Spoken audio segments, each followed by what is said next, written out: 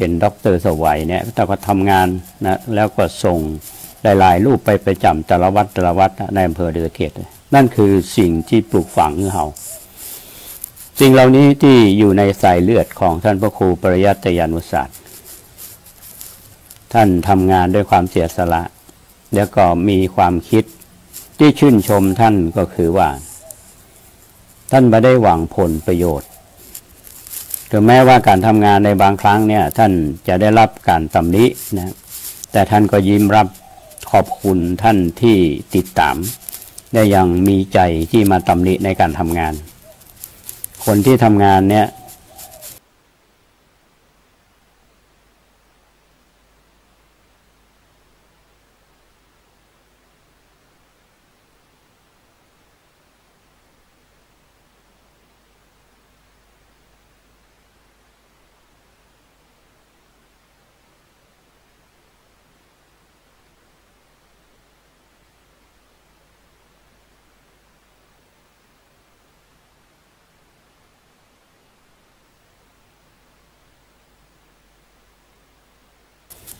ก็ถือว่าเป็นพลัง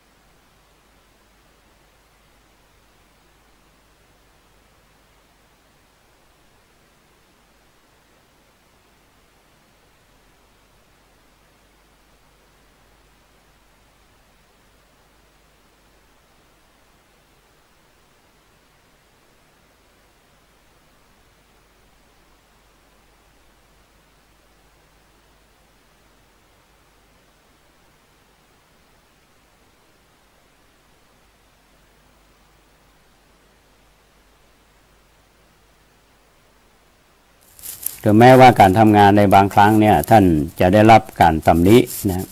แต่ท่านก็ยิ้มรับขอบคุณท่านที่ติดตามได้อย่างมีใจที่มาตำหนิในการทำงานคนที่ทำงานเนี่ยก็ถือว่าเป็นพลัง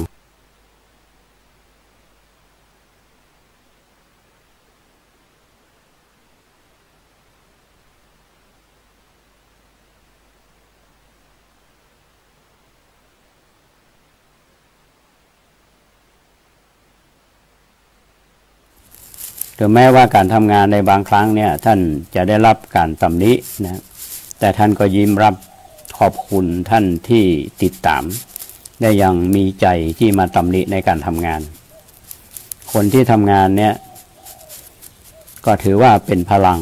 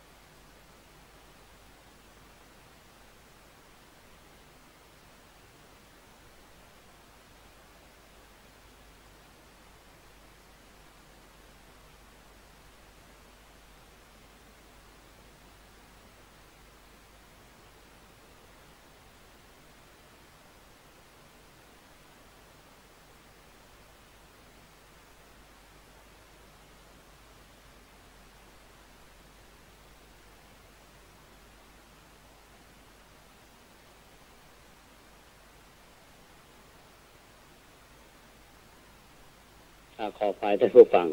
จะมีปัญหาด้านเทคนิคหน่อยหนึ่งก็คือเอาใจ Wi-Fi ไป Wi-Fi ของวัดประแดงเนี่ยอาจจะ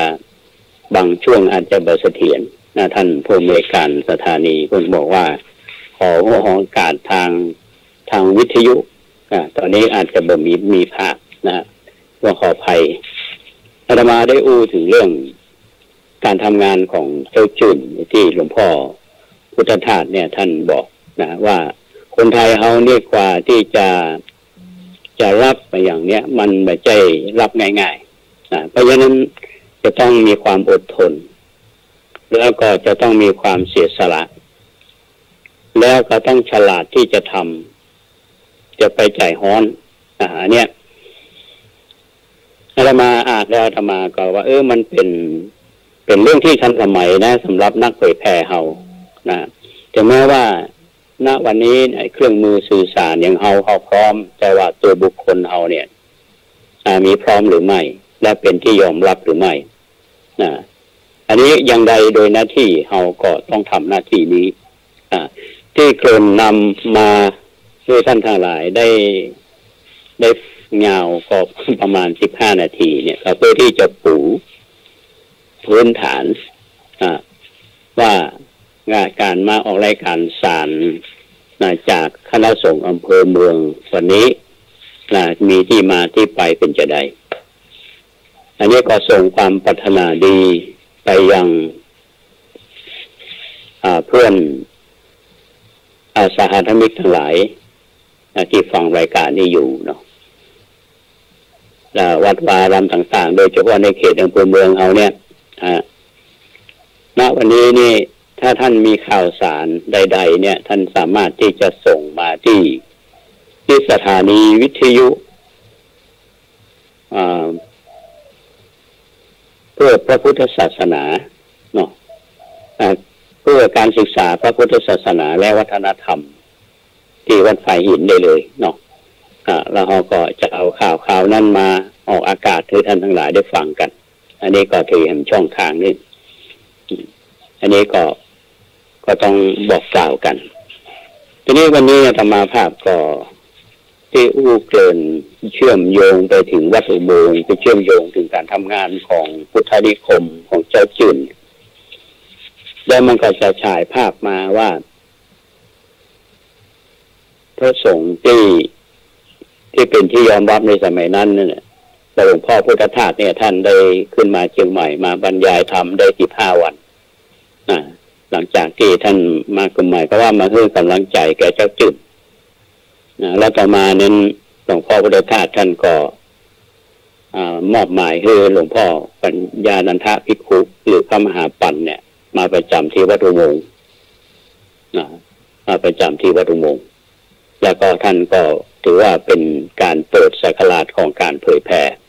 ทำในเชียงใหม่เฮาเนี่ย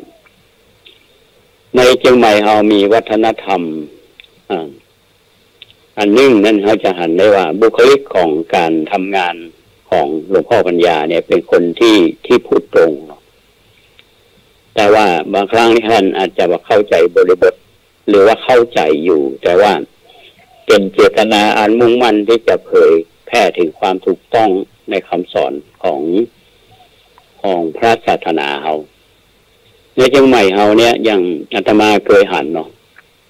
พระเจ้าจะทำบางทีงานเดียวกันเนี้ย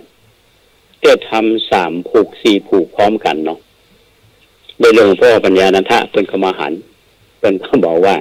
โอ้เกิดพร้อมกันเนี่ยมันจะฟังกันหูเรื่องก็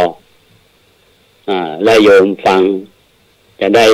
เข้าใจเนื้อหานะก็นะเพื่อนก็ลักษณะที่บอกว่ามองอยู่ที่ผู้ฟังจะได้อย่างมองอยู่ที่ผู้เทศเนี่ยจะได้อย่างเพื่อนก็ตามนี้ว่าลักษณะนี้จะมาน่าบรรลุต้องแต่ถ้าเรามองย้อนไปสมัยก่อนเนี่ยในสังคมของล้านนาเฮาเนี่ยชุมชนเฮาเนี่ยเป็นชุมชนที่มีความใกล้ชิดกับวัดแบบเป็นสังคมเปิดเหมือนปัจจุบันเนี้ยนะว่าเพราะฉะนั้นชุมชนกับวัดเฮาเนี่ยก็มีความเชื่อมโยงกันอยู่ ก็มีการเทศธรรมนี่มีการฟังธรรมกันลักษณะนั้นแต่ต่อมานี่มันก็เปลี่ยนรูปแบบหลวงพ่อปัญญานันทะขึ้นมาเชียงใหม่เนี่ยท่านยืนปาฐกถาธรรมก็เป็นวิพากษ์วิจารณ์ของคนยุคนั้นเหมือนกันว่ามีความเหมาะสมหรือไม่เพราะว่าเท่าที่ผ่านมาเนี่ยคนเมืองเฮาเนี่ยเจ้าเจตธรรมก็เหมือนที่ว่านั่นแหละเจตธรรมทีหนึ่ง3 ผูก 4 ผูกผู้เจ้าก็เจตไปโยมก็ฟังไปและก็เป็นความคำคิดที่ว่าถูกต้องอะไรแต่ไม่นั้นแต่เพราะคนรุ่นใหม่มาก็อ่านภาพเดิมๆเนี่ยพอหลวงพ่อปัญญานันทะมาปาฐกถาธรรมเนี่ยโอ้คนคือความสนใจฉันบอกว่าสี่แยกกลางเวียงเนี่ยมุงทำเป็นถึงเนาะมุงต่องตึงเนี่ยคนไปฟังเพิ่มขึ้นทุกวันเพิ่มขึ้นทุกวันแล้วก็เป็นงานของพุทธนิคมที่ของเจ้าจืนเนี่ยทำก็ถือว่าประสบผลสำเร็จเหมือนกันและเป็นการจุดประกายอาจจะต้องหาสถานที่ที่สักแห่งหนึ่งนะเป็นที่บรรยายธรรมก็จึงเกิดพุทธสถานจังหวัดเชียงใหม่มาเนี่ยมีการรณรงค์สร้างพุทธสถานแล้วก็มีการสร้างอนุสาวรีย์ของพระสิริมังคลาจารย์จนถึงทุกวันนี้ท่านผ่านไปในของสถานพุทธสถานอันนี้เป็นเรื่องที่อาตมาภาพพยายามจะให้ท่านทั้งหลายได้หันภาพการทำงานของพระในสมัยนั้นเรื่องการเผยแผ่สู่ชุมชนสู่เป้าหมายทิธีการที่จะดำเนินงานสื่อที่จะต้องใจถึงแม้ว่าจะผ่านมาเป็น60-70 ปีอย่างนั้นมันก็เป็นข้อมูลอันหนึ่งที่จะทำให้เราท่านทั้งหลายเนี่ยทั้งผู้ที่ทำงานและผู้ที่เขาฟังรายการนี้เราจะหันภาพและเราจะมาร่วมจิตร่วมใจกันอันนี้ก็เล่าสู่กันฟังเนาะทีนี้วันนี้ตั้งใจจะใช้เวลาที่มีอยู่วันนี้นำเรื่องที่อาจารย์ทำกิจกรรม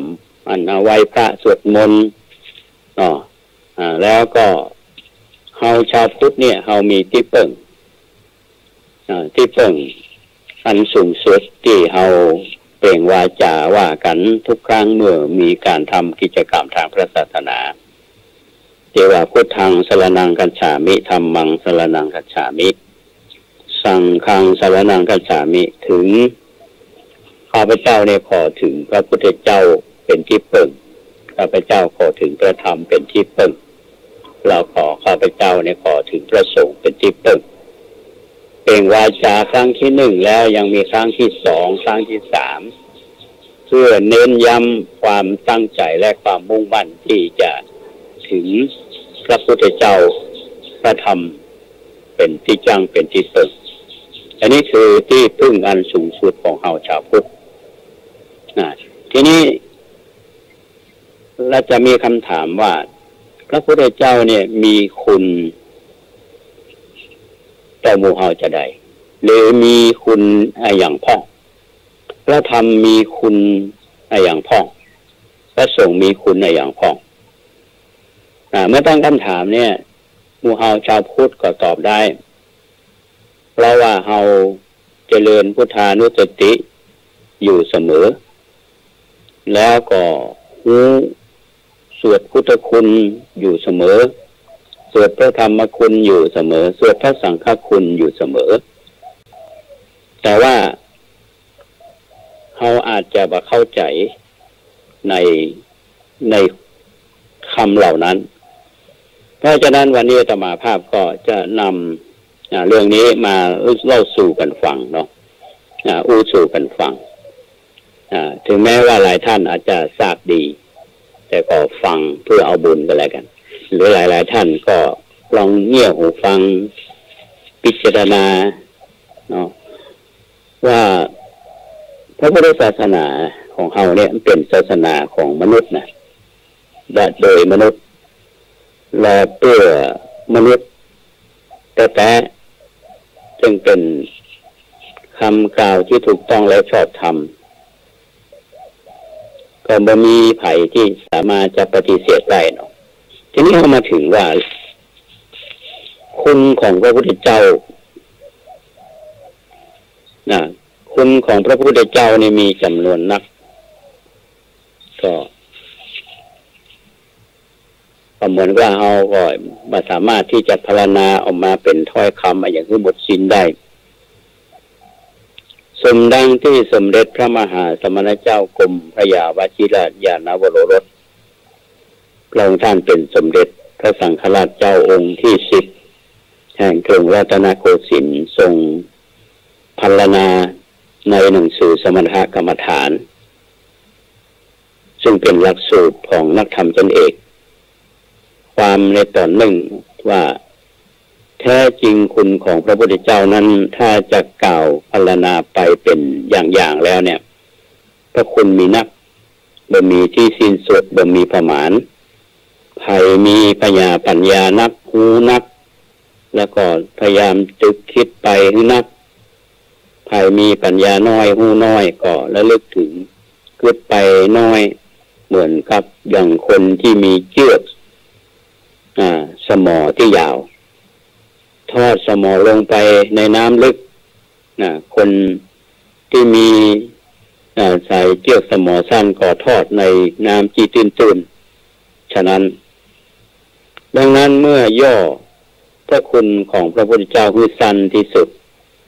อันนี้ตามมติของสมเด็จพระมหาสมณเจ้าก็สามารถที่จะย่อได้2ประการก็คือพระปัญญาคุณกับพระกรุณาคุณพระปัญญาคุณนี่หมายถึงพระปรีชาญาณที่รอบรู้ทั่วไปโดยสภาวะธรรมที่แท้จริงก็คือขันธ์อายตนะธาตุเป็นต้นและสภาวะที่บ่เป็นจริงนี่คือสิ่งสมมติว่าสัตว์เป็นต้นแล้วก็ทรงละสภาวะที่บ่จริงแล้วก็ทรงนำสภาวะนั้นมาเป็นอารมณ์พิจารณาเพื่อได้หันว่าบัดเที่ยงเป็นทุกข์เป็นอนัตตาจนกิเลสกับวัสนาขาดจากขันธสันดานเป็นสมุเฉทประหารคือละได้เด็ดขาดบ่ฮู้ปิกมากำเริบแถมพระกรุณาหรือที่นิยมห้องกันว่าพระมหากรุณาธิคุณก็หมายถึงพระคุณเป็นส่วนพระกรุณาสั่งสอนสัมปสัตว์หลุดพ้นจากสัพพทุกข์โศกโรคภัยกล่าวคือเมื่อพระองค์ตรัสรู้สภาวะที่จริงและบัดจริงจนละกิเลสกับวัฏนาของพระองค์ได้แล้วก็ทรงสั่งสอนให้คนอื่นได้รู้หันตามสภาวะที่พระองค์ตรัสรู้แล้วจนผู้นั้นได้บรรลุสามารถในมรรคผลทำนิพพานให้แจ้งประจักษ์แจ้งได้ตามภูมิปัญญาและวาสนาบารมีของแต่ละบุคคลเมื่อทรงสั่งสอนคนอื่นเพื่อที่จะได้รู้ตามไปสภาวะที่พระองค์ตรัสรู้นั้นก็หาได้ย่อหย่อนท้อถอยในการที่จะทรงสั่งสอนผู้อื่นจึงได้ว่าพระองค์มีพระมหากรุณาธิคุณที่แผ่ไพศาลในสัมปสัตว์ได้ทรงจะอบรมสั่งสอนได้รับรู้รสพระธรรมที่พระองค์ได้ตรัสรู้อันส่งผลสามารถล้นหลุดพ้นจากวัฏสงสารได้แต่นั่นเป็นความเห็นของสมเด็จพระสังฆราชทีนี้พระบรณาจารย์เราเนี่ยท่านผู้ฟังเป็นก็นิยมกำหนดพระคุณของพระพุทธเจ้าโดยย่อ2ประการก็มีนัยยะอันหนึ่งก็คืออัตตาหิตคุณพระคุณที่เป็นประโยชน์เพื่อคุณในส่วนพระองค์และปราหิตคุณที่เป็นประโยชน์เพื่อคุณแก่ผู้อื่นโดยอัตตาหิตคุณหรือว่าอัตตาหิตสมบัติความถึงพร้อมด้วยคุณสมบัติส่วนพระองค์นั้นก็เทียบได้กับปัญญาคุณส่วนปราหิตคุณก็คือปราหิตสมบัติความสามารถบำเพ็ญประโยชน์ผู้อื่นที่เทียบได้กับกรุณาธิคุณอย่างที่เรากล่าวในตอนต้นว่าพระคุณของพระพุทธเจ้านั้นบ่มีที่สิ้นสุดทีนี้เมื่อเราเจริญพุทธานุสติเนี่ยแล้วก็เจริญก็ระลึกคิดถึงพระคุณโดยย่อที่ได้กล่าวมาตะเกียบหรือว่าเราจะ มาระลึกถึงพระคุณโดยพิสดาร9ประการจะได้เราจะฟังอาจารย์ว่าพระคุณโดยย่อหูละแต่นี้เรามาดูพระคุณโดยพิสดารพระคุณของพระพุทธเจ้าเนี่ยเมื่อจำแนกตามบทสวดเจริญพุทธานุสติที่เราทำวัดค่ำเทวหันธรรมยังพุทธานุสติในยังกโรมาเสเนี่ยที่เขาว่านะแล้วก็สวดอิติปิโสเรามาดูว่าพระคุณ9ประการก็เริ่มตั้งแต่อิติปิโสภควาเอามานับอันที่1คืออรหังผู้ทรงเป็นพระอรหันต์นั่นประการที่1ประการที่2นี่สัมมา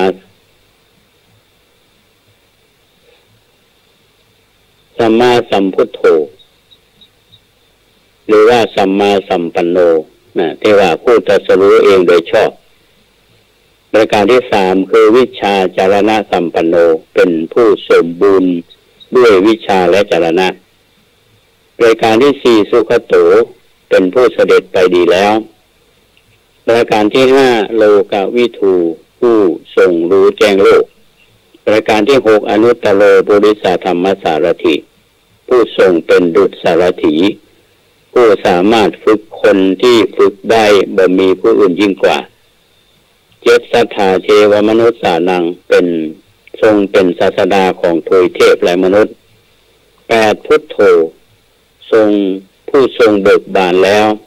9ภควาทรงเป็นผู้พระมีพระภาคเจ้าพระคุณทั้ง9ประการที่ว่ามาเนี่ยนะฮะก็ถ้าเราจะมาศึกษาตามในของคำอธิบายที่ท่านอัตถกถาจารย์และโบราณอาจารย์ท่านได้พรรณนาเอาไว้อาตมาก็จะนำมาถ่ายทอดให้ท่านทั้งหลายได้ฟังร่วมกันตามลำดับรายการที่1เนี่ยอรหัง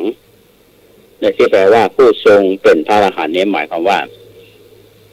พระองค์เนี่ยเป็นผู้บริสุทธิ์ปราศจากกิเลสโดยสิ้นเชิงไม่ทรงมีแม้แต่กระทั่งความอยากที่จะมีตัวตนบอกว่าในรูปแบบใดและทรงปราศจากความยึดมั่นถือมั่นทุกอย่างแม้จะเป็นความยึดมั่นถือมั่นในความจริงที่ถูกต้องหรือว่าในความรู้ใดๆก็ตามพระองค์ทรงปล่อยวางได้เด็ดขาดดังมีพุทธพจน์ตรัสไว้ในพรหมชาลสูตรพระไตรปิฎกเล่มที่9ความว่าแม้ตถาคตจะรู้ถึงปานนี้ก็หาได้ยึดถือในความรู้นี้ไม่เพราะได้ยึดมั่นในความรู้ทุกอย่างที่มีอยู่จึงได้บรรลุความสงบอันสูงสุดทีนี้คำว่าอรหังท่านผู้ฟังหรือว่าที่เรารู้ความหมายคำว่าอรหังนี่ก็หมายถึงอรหันต์อรหันต์ในที่นี้หรืออรหังที่เราจะแปลว่าผู้เว้นไกลเนี่ยมันจะมีความหมายได้จะใดความหมายมันมีกี่ความหมายอันนี้ก็น่าจะศึกษาเห็นหูกันท่านบอกว่ามีความหมาย5ประการประการที่1คือผู้เว้นไกลจากกิเลสโดยสิ้นเชิงนะมีเน้นคำว่าผู้เว้นไกลจากกิเลสโดยสิ้นเชิงประการที่2เนี่ยผู้กำจัดข้าศึกคือกิเลสให้หมดสิ้นประการที่3เนี่ยผู้หักกงกรรมแห่งการเวียนว่ายตายเกิดได้เด็ดขาดก็หมายว่าพระอรหันต์นี่บ่พลิกมาเกิดแล้วเป็นอย่างนั้นรายการที่4เนี่ยคือผู้ควรเล่นธรรมนาอย่างยิ่งรายการที่5เป็นผู้มีพฤติกรรมโปร่งใสคือบ่มีที่ลับในการทำบาปนี่คือความหมายมี5อย่างท่านผู้ฟังทีนี้ในที่สามารถที่ขยายความที่พระผู้มีพระภาคเจ้าเนี่ยที่ว่าพระนามว่าอรหังทรงเป็นพระอรหันต์ได้นะในมีคำอธิบายขยายความในข้อที่1ว่า ทรงเป็นผู้ไกลจากกิเลสโดยสิ้นเชิงก็หมายถึงว่าพระองค์นี้ทรงดำรงอยู่ไกลแสนไกลจากสภาพกิเลสทั้งหลายเพราะทรงกำจัดกิเลสทั้งหลายเนี่ยพร้อมทั้งวาสนาอย่างคือความเคยชินที่แสดงออกทางกายทางวาจาและใจด้วยอำนาจกิเลสที่สะสมไว้ที่นานแสนนานด้วยอริยมรรคก็รวมถึงวาสนาความเคยชินที่มีอยู่เนี่ยนะอันนี้คือการขยายความทำเรื่องของว่าผู้เป็นกายจากกิเลสโดยสิ้นเชิงเนี่ยชัดเจนยิ่งขึ้นนะในประการที่สองทรงเป็นผู้กำจัดข้าศึกคือกิเลสให้หมดสิ้นหมายถึงว่าพระองค์เนี่ยทรงกำจัดอริก็คือข้าศึกคือกิเลสทั้งหลายเนี่ยได้อย่างเบ็ดเสร็จเด็ดขาดด้วยอริยมรรคซึ่งกิเลสที่พระองค์ทรงกำจัดละได้แล้วนั้นจะมามีโอกาสที่ปิกมากำเริบเสบสารเกิดขึ้นในพระทัยของพระองค์เขาบอกว่าเรื่องความหมายคือสิ้นเยื่อใหญ่บ่มันมีแถมแล้วในประการที่สามทรงเป็นผู้หักโกงกำจัดแห่งการเวียนว่ายตายเกิดโดยเด็ดขาดก็หมายถึงว่าพระองค์เนี่ยทรงทำลายซี่กรรมแห่งสังสารจักรคือกงล้อแห่งการเวียนว่ายตายเกิดที่มีอวิชชาความหมกมุ่นสภาพจริงและเพราะว่าตัณหาความติดอยู่ในภาวะชีวิตหรือว่าความอยากอยู่เมินเป็นดุมเป็นส่วนกลางของล้อนี้อภิสังขารการปรุงแต่งกรรมก็คือการกระทำของบุคคลผู้ยิ่งขึ้นหรือว่าเป็นกรรมคือล้อรถหรือว่าเกวียนเนี่ยมีชราคือความแก่มรณะคือความตายเป็นกงส่วนรอบของล้อรถและเกวียนมีอาสวะก็คือกิเลสย้อมจิตใจฝังแน่นสมุทัยก็คือเหตุทุกข์คือตัณหาเป็นยอดของเราแทนสำหรับสอนในสอดที่อยู่ในดุมรถหรือว่าดุมเกวียนประกอบเป็นตัวรถก็คือภพทั้งสามเคลื่อนไปตลอดกาลบ่มี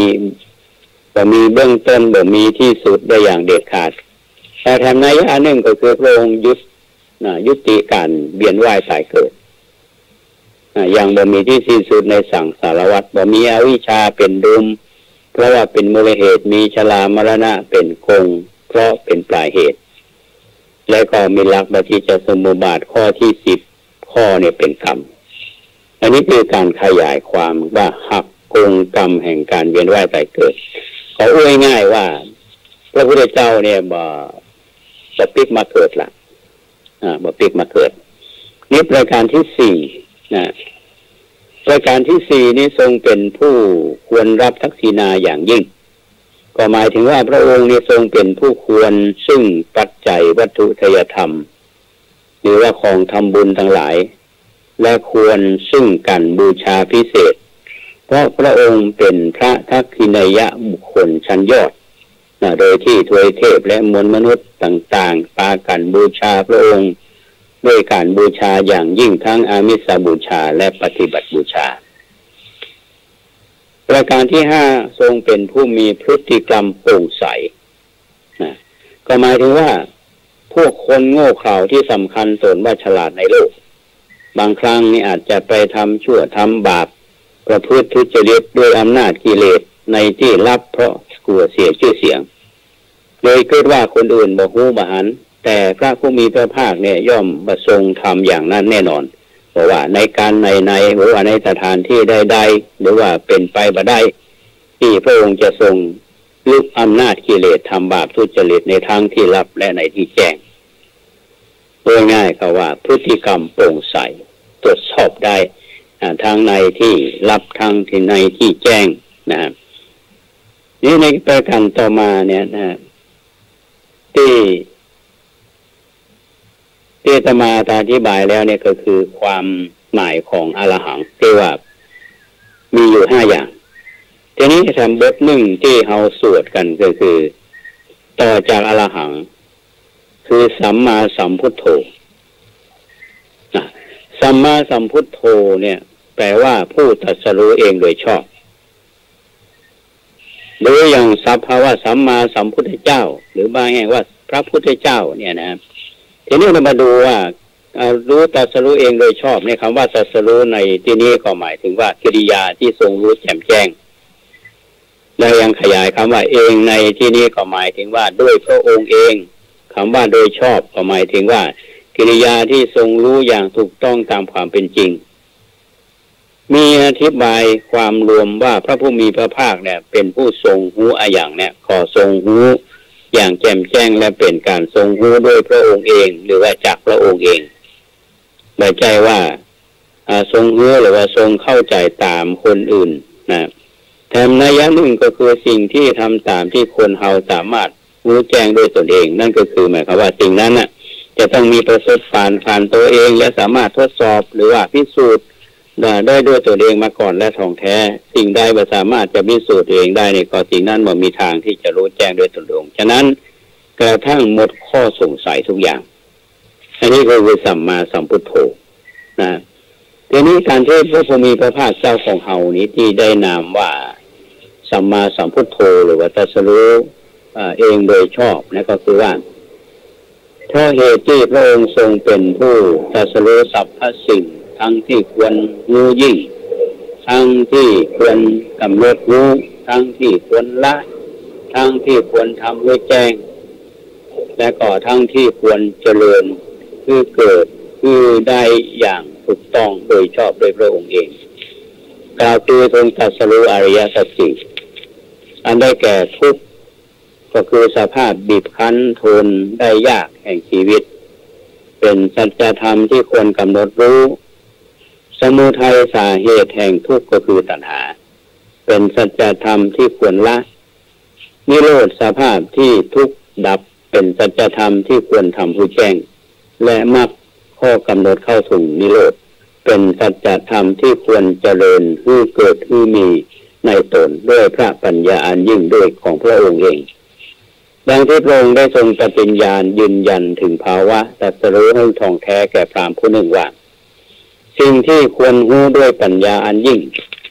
เราได้รู้แล้วด้วยปัญญาอันยิ่งสิ่งใดที่ควรละเราได้ละแล้วสิ่งใดที่ควรทำให้แจ้งเราได้ทำให้แจ้งแล้ว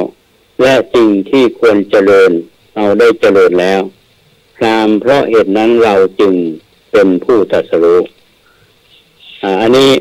มีมาในพระไตรปิฎกเล่ม13ท่านผู้ฟังท่านสาธุชนทุกท่านจะเห็นได้ว่าพระพุทธเจ้านี้ได้ตรัสรู้ธรรมทั้งสิ้นแต่ลำพังพระองค์เองโดยท่องแท้บ่มีวิปริตแปรผันถึงผู้ใดได้รู้ธรรมที่พระองค์ตรัสรู้ต่อจำแนกนั้นก็ด้วยปัญญาและก็ปฏิบัติธรรมตามนั้นแบบมีวิปริตผิดเพี้ยนจากผลของการปฏิบัติมีแต่สิ่งที่จะได้รับวิมุตติสุขเป็นผลเพิ่มพูนทวีคุณยิ่งขึ้นว่าสามารถละทุจริตและกิเลสตัวการร้ายสำคัญเนี่ยทำให้ความโลภความโกรธความหลงได้อย่างที่แท้จริงพระองค์ทรงรู้อย่างนี้ก็ชื่อว่าตรัสรู้ชอบโดยไม่มีใครสามารถที่เป็นครูสอนของพระองค์หากแต่พระองค์ตรัสรู้เองฉะนั้นจึงทรงนามว่าสัมมาสัมพุทโธผู้ตรัสรู้เองโดยชอบพระคุณทั้งสองบทนี้ที่ใจคู่กันเพราะว่าอรหันตสัมมาสัมพุทธเจ้าจะคือเรียกว่าอรหังสัมมาสัมพุทโธที่เขาสวดกันเป็นคุณบทเฉพาะพระบรมศาสดาสัมมาสัมพุทธเจ้าถ้าพระสาวกทั่วไปเป็นพระอรหันต์ท่านผู้ฟังควรจะฮ้องว่าพระอรหันตขีณาสพก็หมายถึงว่าอรหาขีณาสโวจำไว้ว่าที่เราอาจจะไปเจอข้อความว่าพระอรหันตสัมมาสัมพุทธเจ้าจะมีพระพุทธเจ้าองค์เองเท่านั้นที่ใช้คำนี้นะแต่ถ้าเป็นพระอรหันต์เป็นพระสาวกนี่จะเรียกว่าพระอรหันตขีณาสพ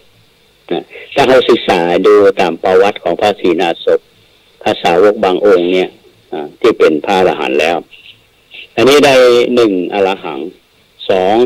2สัมมาสัมพุทโธแล้วอันที่3ท่านผู้ฟัง วิชาจารณะสัมปันโน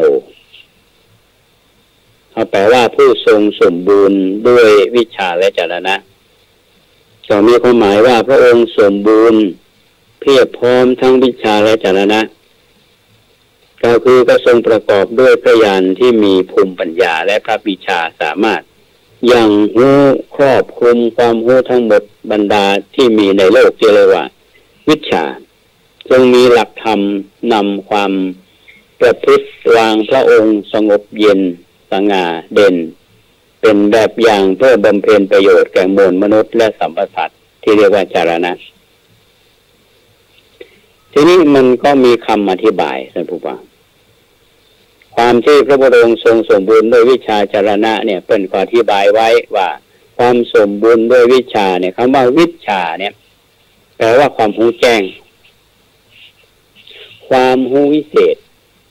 ในที่นี้หมายถึงว่าความรู้แจ้งแจ่มแจ้งในเรื่องของอริยสัจสี่คือทุกข์เหตุแห่งทุกข์ความดับทุกข์และข้อปฏิบัติเพื่อถึงความดับทุกข์แถมนัยยะอันหนึ่งก็คือหมายถึงความรู้แจ้งในเรื่องของอดีตเรื่องของอนาคตรู้แจ่มแจ้งทั้งเรื่องของอดีตทั้งเรื่องของอนาคตและรู้แจ่มแจ้งในเรื่องของหลักปฏิจจสมุปบาทนี่ก็หมายความว่าพระองค์นี้รู้ทางอดีตและทางอนาคตความสมบูรณ์ในวิชาของพระพุทธเจ้าของเรานี้เมื่อที่จะจำแนกแยกองค์ธรรมให้ชัดเจนพระองค์มีญาณก็คือหรือว่าวิชา8ประการมีอะไรอย่างพ้อง1วิปัสสนาญาณญาณในวิปัสสนาก็หมายถึงพระองค์ทรงมีพระญาณที่สามารถพิจารณาหันสังขารหรือว่านามรูปโดยความเป็นไตรลักษณ์คือลักษณะความบัดเที่ยงเป็นทุกข์เป็นอนัตตาเนี่ยอย่างสรรพสิ่งเนี่ยเป็นไปตามกฎของธรรมชาติอันนี้คือหันความบัดเที่ยงเป็นทุกข์เป็นอนัตตานี่เรียกว่าวิปัสสนาญาณรายการที่2มโนมยิทธิมีฤทธิ์ทางใจก็หมายถึงว่าพระองค์ทรงมีพลังอะไรอย่างพลังอำนาจจิตที่สามารถที่จะได้นิมิตสร้างกายอื่นนอกจากกายที่ใจเพียงแค่นึกตอนซึ่งรวดเร็วดูดกันจักไส้จากหญ้าปองชักดาบออกจากฝักหรือว่าจักงูออกจากคราบฉะนั้นเปรียบได้กับการคิดอย่างต่างๆสำเร็จได้โดยง่ายเมื่อหมายเขาว่าคิดแล้วก็เป็นในทั้งหมดเพราะฉะนั้นตรงนี้เราจะได้ว่าสามารถเนรมิตกายอื่นได้เหมือนกับที่พระพุทธองค์ได้ไปแสดงธรรมแก่พระราชมารดาบนสวรรค์เนี่ยไปแสดงอภิธรรมในโลกมนุษย์ท่านก็ยังทำหน้าที่ของท่านอยู่อันนี้เป็นก็เรียกเป็นคุณสมบัติอันนี้เป็นวิชานะมโนมยิทธิเนี่ยก็เรียกทิศทางใจ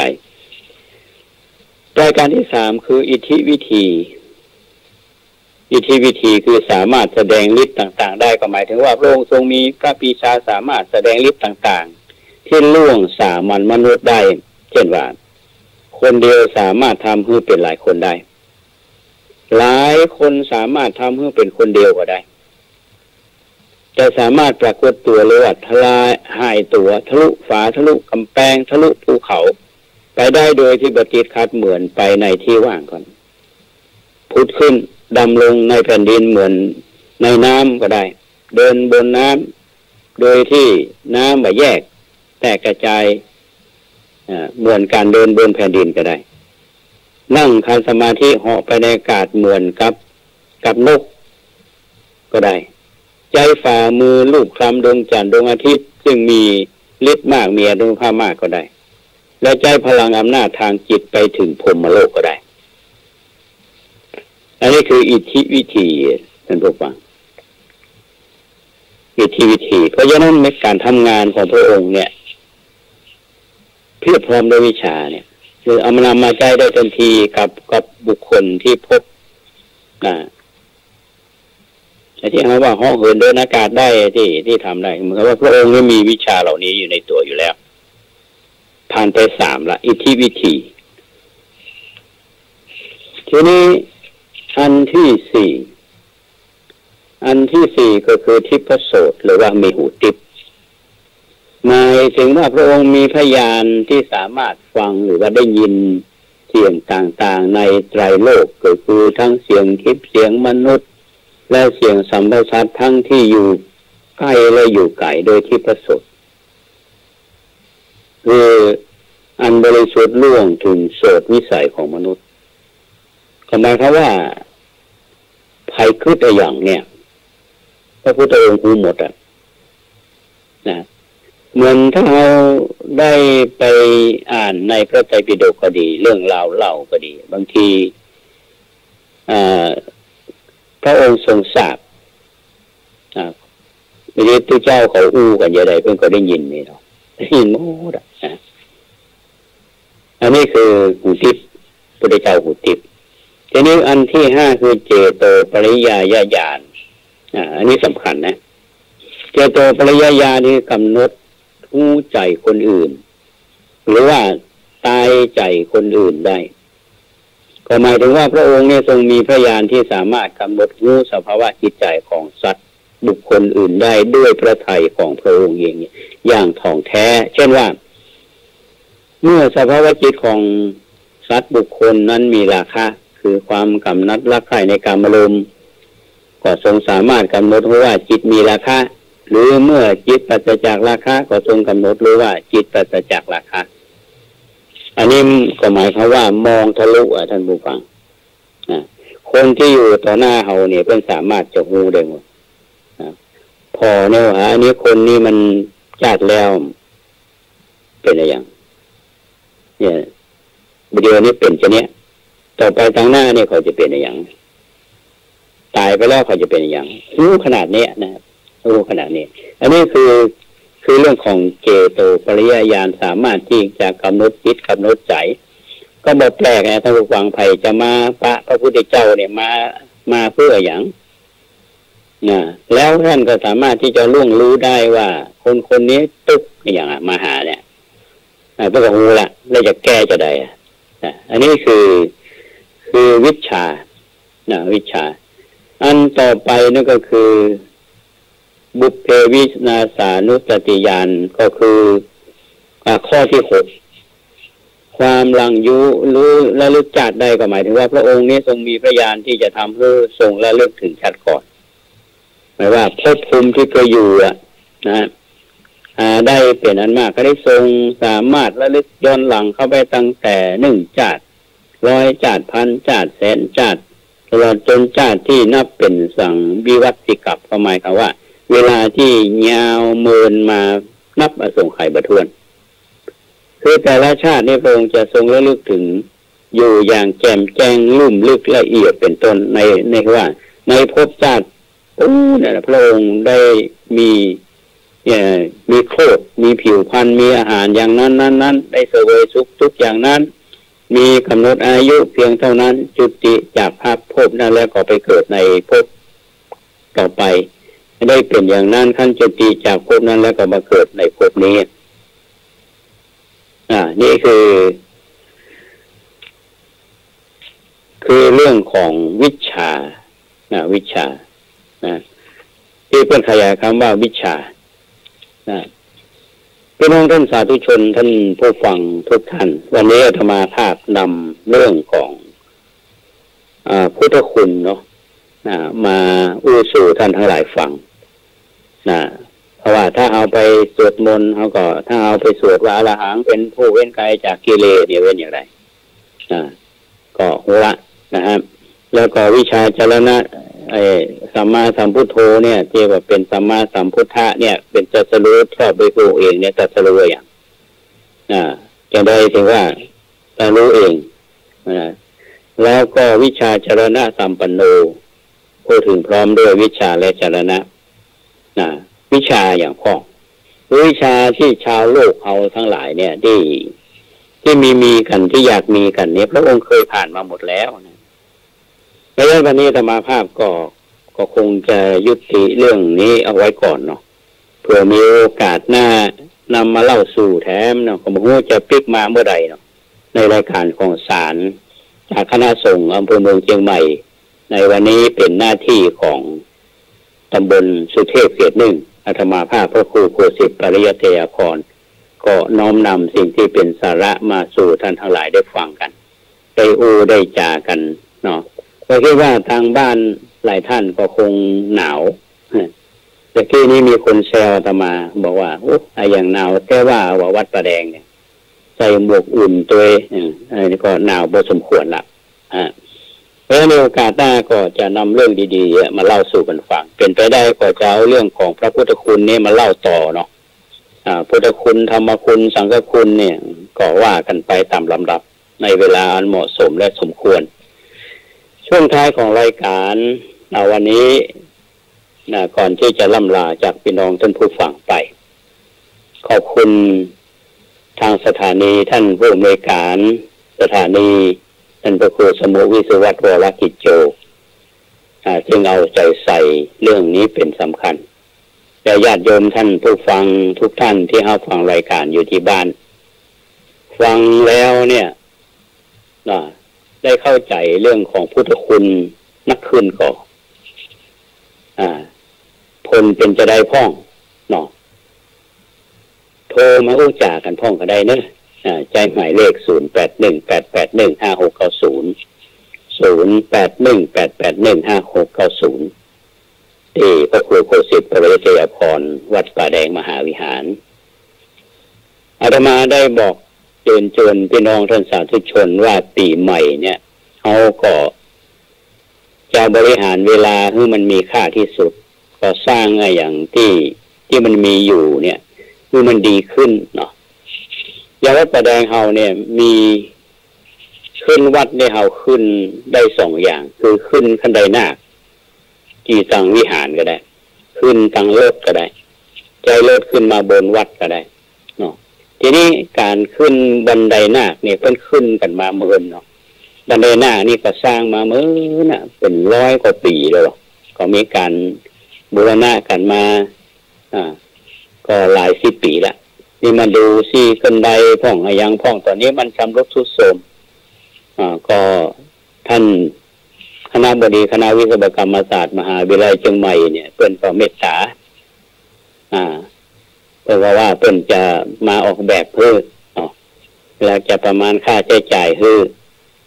อันนี้ก็หลังปีใหม่แล้วนี่คงจะมาดำเนินการแล้วอันนี้อาตมาต้องขอบคุณหลายท่านที่อาตมาได้เอิ้นเชิญชวนไปขอให้มีส่วนร่วมกันสร้างขึ้นไดนาคเนาะ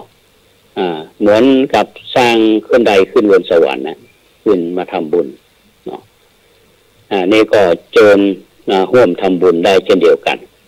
โดยทรัพย์ภายนอกที่มีอยู่ท่านจะทำด้วยเจตนาจะนักจะน้อยจะใดนี่รู้แล้วแต่เจตนาท่านอยู่ที่จิตใจอันบริสุทธิ์ที่เราจะช่วยกัน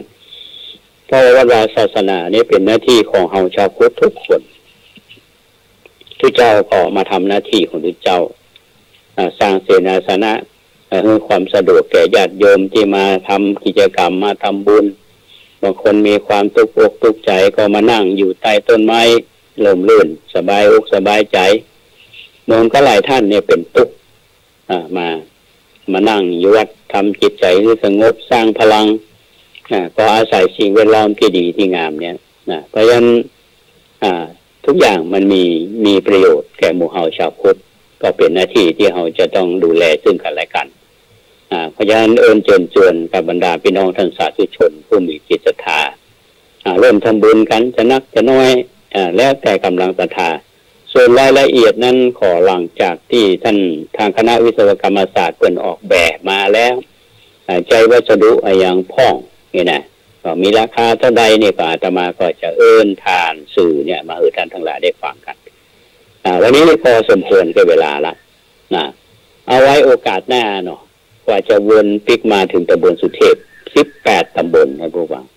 ส่วนจะครบทุก18 ตำบลก็แต่ละตำบลเพิ่นจะว่าจะได้พ่องอย่างนั้น อันนี้ก็ต้องขอบคุณในความดำริทำตัวหนึ่งของท่านพระครูปริยัติยานุศาสตร์หรือท่านดร.สวัยเฮาตุลุงสวัยตีหมู่ลูกหลานห้องเนาะทำเพื่อมีเกิดรายการนี้เกิดโครงการนี้ขึ้นมาและพระเฮาก็จะได้มาร่วมกันทำประโยชน์ก็ได้ทำหน้าที่กันทั้งสองฝ่ายพระสงฆ์ทำหน้าที่เผยแผ่ญาติโยมรับฟังได้มีความรู้ความเข้าใจมีความสุขใจสบายใจก็ได้บุญกันทั้งสองฝ่ายวันนี้ก็คงจากลากันไปก่อนเนาะขอความสุขสวัสดีจงบังเกิดมีแก่ท่านผู้ฟังทุกท่านขอเจริญพร